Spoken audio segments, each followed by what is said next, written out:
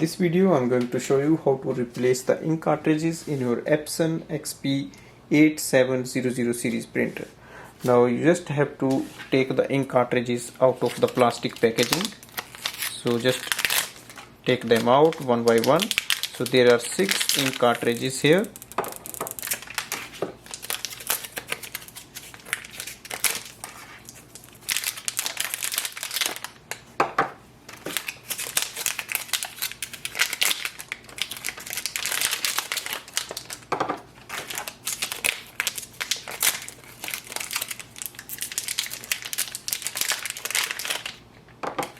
Go to the printer screen and scroll ahead. Click on the maintenance. Scroll down. Ink cartridge replacement. And now we have to replace the ink cartridges. Now to open the ink cartridge chamber, push this side up and go to the ink chamber inside.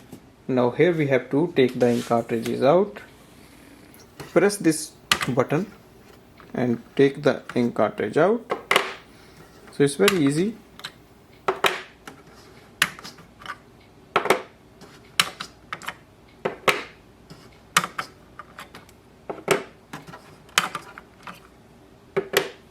Now we have to install the new ink cartridges.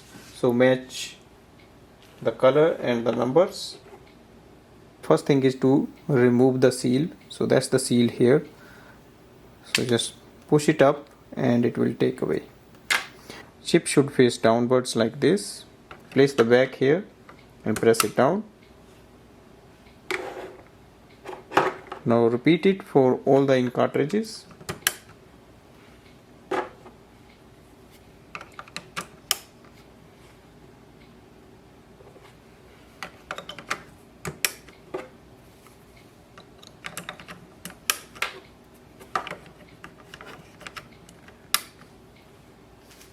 Now close the ink cartridge chamber door by just pressing it a little bit down.